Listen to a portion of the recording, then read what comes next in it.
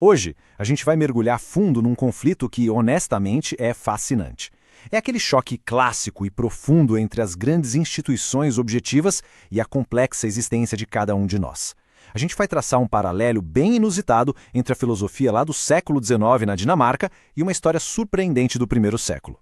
A ideia aqui é entender como esses sistemas gigantes e burocráticos lidam com quem ousa pensar diferente e por que, incrivelmente, isso ainda é tão atual para nós hoje.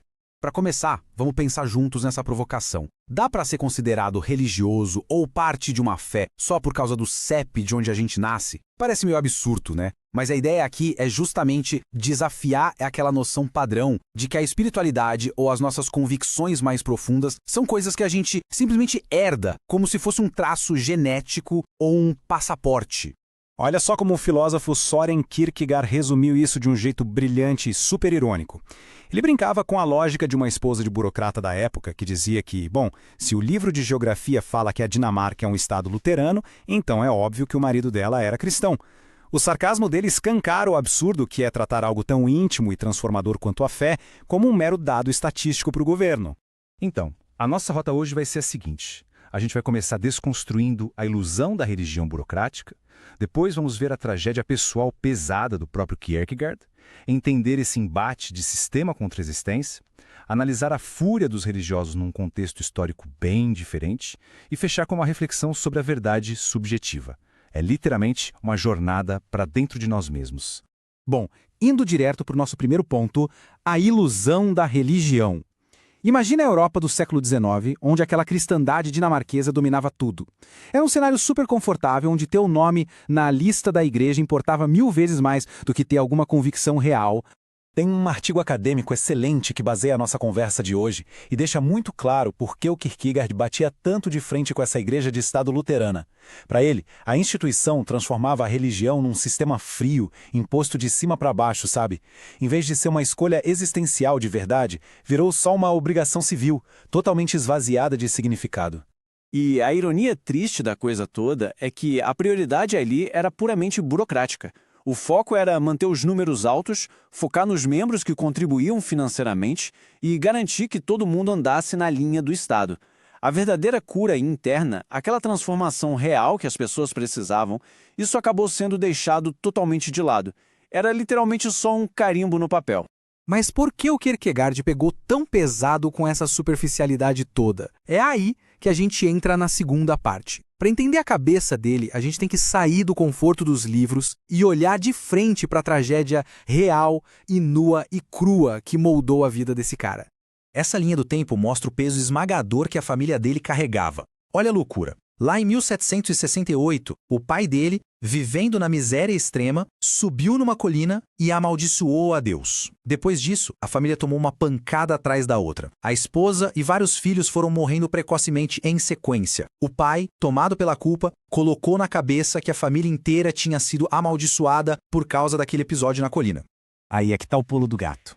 Uma religião de escritório, preocupada só em contar fiéis e arrecadar dinheiro, não servia de nada para quem estava imerso numa dor e num desespero tão profundos. Ele precisava de uma relação verdadeira, pessoal e inabalável com a própria fé para não enlouquecer.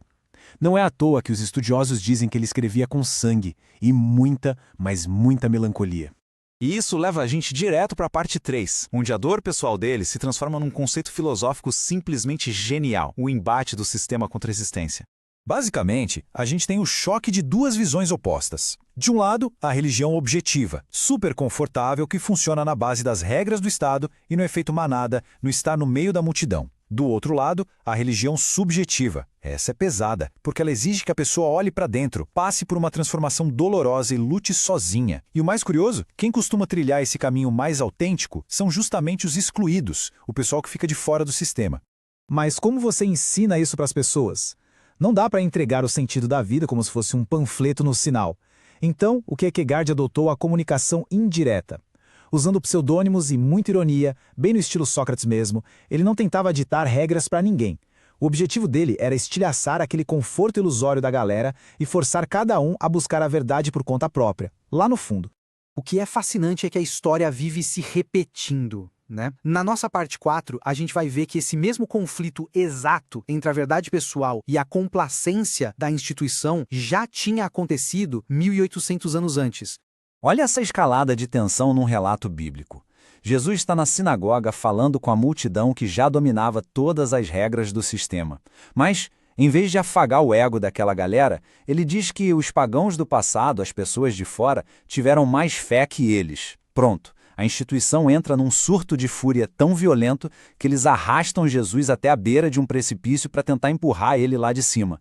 A gente tem um contraste psicológico brutal aqui. Momentos antes, no deserto, ele já tinha vencido a tentação interna do ego de se jogar de um lugar alto, aceitando a sua condição humana. Mas assim que essa barreira interna cai, surge a força externa, a multidão furiosa. O sistema age de forma brutal, tentando literalmente matar quem ousa ameaçar o status de um monopólio da virtude deles.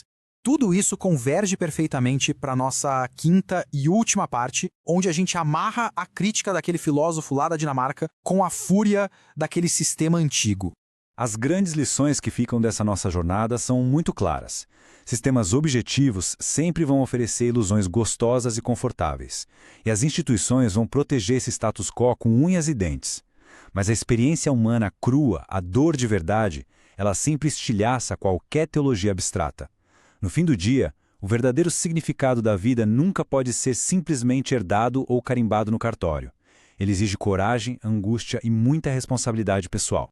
Para a gente fechar nossa reflexão de hoje, fica essa pergunta incômoda, inspirada numa carta famosa do Kierkegaard, de 1835. Esquece aquela verdade universal e acadêmica. O desafio é encontrar aquela ideia motriz, aquele propósito essencial. Diante de sistemas tão frios e multidões tão furiosas, qual é de fato a verdade pela qual valeria a pena viver e morrer? É com certeza algo para a gente pensar com muito carinho. Até a próxima!